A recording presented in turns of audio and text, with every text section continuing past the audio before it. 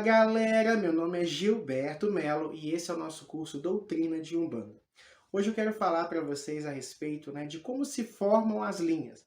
É arbitrário? Qualquer um pode montar uma linha e pronto, acabou?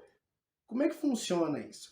Linhas de Umbanda, a gente já entendeu que são aqueles agrupamentos de espíritos afins que atuam em favor das leis divinas, ou seja, que trabalham na Umbanda, com um propósito, e se unem através da lei da similaridade, ou seja, a lei da atração. Similar atrai similar.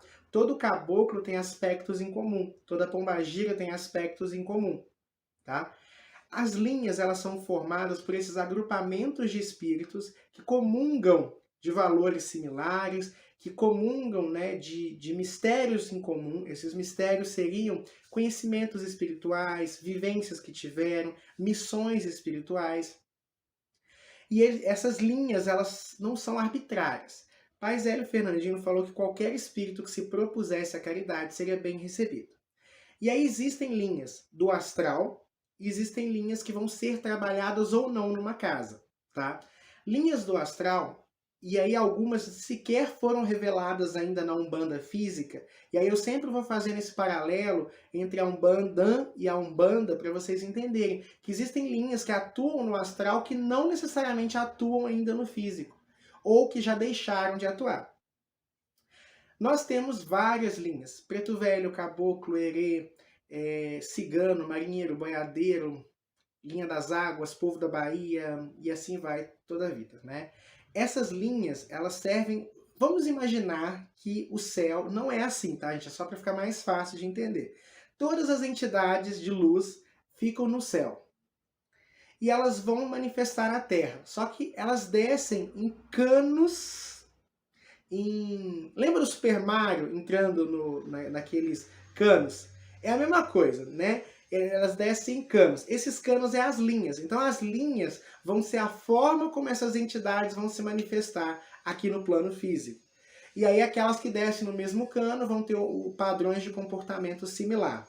Esses canos, essas linhas, essas frequências são sustentados por um orixá ou mais de um orixá, na verdade. Tá? Não é assim, a linha do Zé da orelha torta. Não. Toda linha é sustentada por um orixá ou até mais de um orixá. Por exemplo, vou pegar as linhas mais dominantes aqui. Quem sustenta a linha de Exu? Exu. Obviamente, Exu guia, quem sustenta? Exu orixá. Quem sustenta a linha dos pretos velhos? Oxalá e Omolu. Quem sustenta a linha de caboclo? Oxóssis. Quem sustenta a linha dos ciganos? Iansã. Quem sustenta a linha, por exemplo, das águas? As Iabás, Oxum e Iemanjá. Então vocês conseguem entender? Tem um mistério dos orixás também ali na formação daquelas linhas. Então tem uma sustentação. Aí no plano físico, tudo que acontece na Umbanda física, como tudo que acontece no plano físico, tem uma ressonância do lado de lá, mas é mais imperfeito. Então eu sou pai de santo, E no meu terreiro, na minha formação, eu não estudei, o meu pai de santo que me iniciou não cultuava os ciganos. Então, na hora de estruturar a energia da minha casa, eu não estruturo a linha dos ciganos. O espírito que manifestar, aí tem um filho meu carrega uma cigana com ele. O que vai acontecer? Essa cigana não vai se manifestar? Não, ela vai respeitar a hierarquia da casa e vai descer na linha que eu cultuo, que o meu terreiro cultua, que é mais próxima do padrão vibratório dela. E aí, provavelmente, essa cigana vai vir como uma pombagira. Gilberto, mas por que ela não pode vir e falar que ela não é cigana? Porque não tem estrutura energética na casa para o povo cigano. O cano, que eu falei com vocês, que desce lá de Aruanda, metaforicamente, não atinge a minha casa, porque não tem fundamentação. E toda casa tem fundamentação para cada linha que se manifesta ali, tá? Mas isso é só os babalorixás e as ialorixás que sabem disso. Mas é verdade. Se não tem fundamentação para cigano, não tem como cigano manifestar na casa. Não na linha dos ciganos. E aí ela vai se adaptar frequencialmente, ela vai passar a vir no cano, lá do Super Mario. É só uma metáfora, tá, gente? Não é assim não, é muito mais complexo, mas é para vocês me entenderem. Ela vai manifestar na linha das pombagiras. Por exemplo, Zé Pilintra. Na minha casa tem essas linhas todas, mas, por exemplo, suponhamos que na minha casa nós não cultuamos a linha dos malandros. Seu Zé vai descer como Preto Velho ou como Exu. Na minha casa, por exemplo, há uma outra, aí tem as linhas novas, a gente vai ter uma aula no futuro só sobre isso. Hoje em dia tem se manifestado a linha das bruxas. Até pouco tempo atrás, bruxa descia na linha de Pombagira. Tanto que vários pontos antigos de Pombagira fazem menção à Inquisição, fazem menção à bruxaria, fazem menção à magia. Hoje em dia, muitos terreiros, né? Lembra que eu falei que existem linhas aqui que ainda não se manifestam aqui? Na Umbandã e a Umbanda?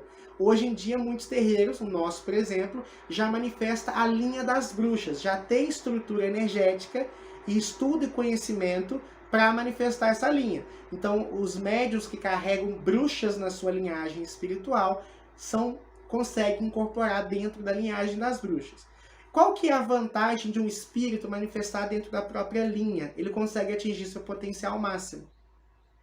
Entende o que eu estou te falando? Por exemplo, a cigana que tem que vir como pombagira, ela vai ter que mudar o padrão vibratório. E quando uma entidade muda o padrão vibratório, muda o atendimento, limita-se por um lado ou expande-se por outras possibilidades.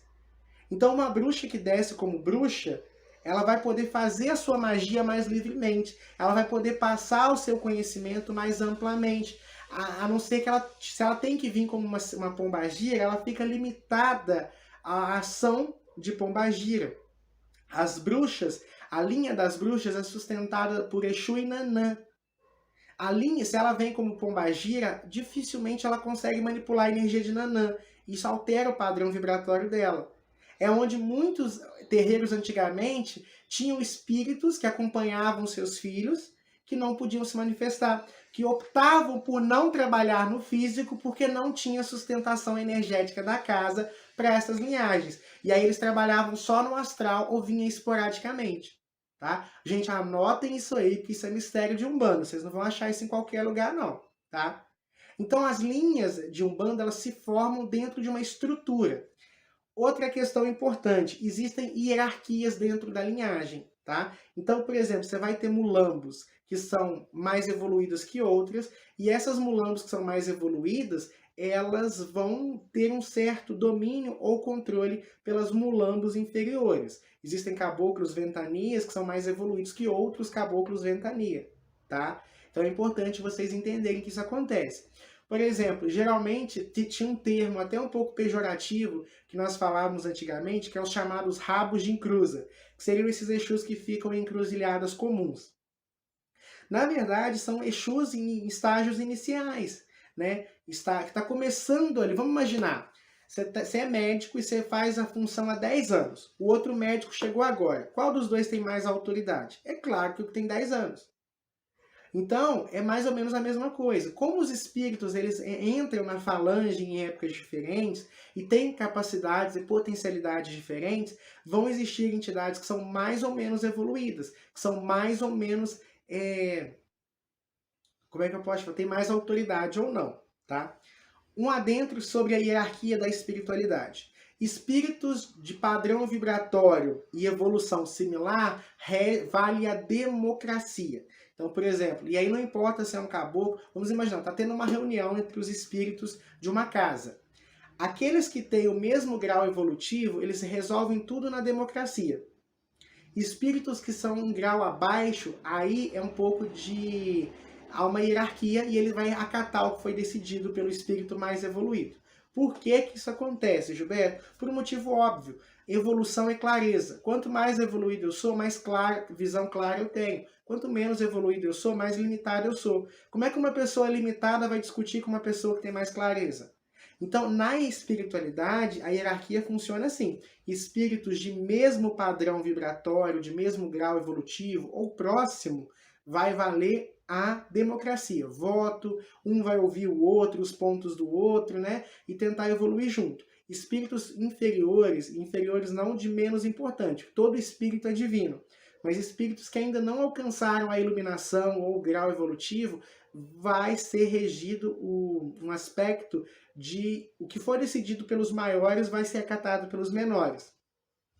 é onde, principalmente na esquerda, você vai ouvir termos como lacaio, funcionário, minha serva, né? É muito comum esse tipo de linguagem dita pela esquerda, né? E a gente vai falar um pouco mais sobre isso no futuro, para referenciar entidades que são menores. Por exemplo, a pombagira quitéria, ela chama a outra pombagira que trabalha com ela de serva. Isso acontece porque essa outra ainda está em processo evolutivo e hierarquicamente é menor. Mas pode acontecer dela se igualar ou mesmo ultrapassar ao longo da vida, das escolhas, né, e do quanto ela trabalha em favor da própria evolução. Tá? Como eu já falei com vocês, os espíritos também evoluem. Então é assim que as linhas se formam, é por isso que existem linhas no astral que vão surgindo com o tempo. Elas surgem com o tempo aqui, mas elas já existem lá. É por isso que algumas entidades precisam mudar a linha quando vão trabalhar no terreiro, porque o terreiro não tem sustentação energética para ela. E eu não posso inventar uma linha de trás da orelha, porque uma linha tem toda uma sustentação energética do orixá, tem toda uma hierarquia, tá? Que é instituída. Então, por exemplo, existe uma mulambo que é como se fosse a rainha das mulambos. Provavelmente ela nem incorpore.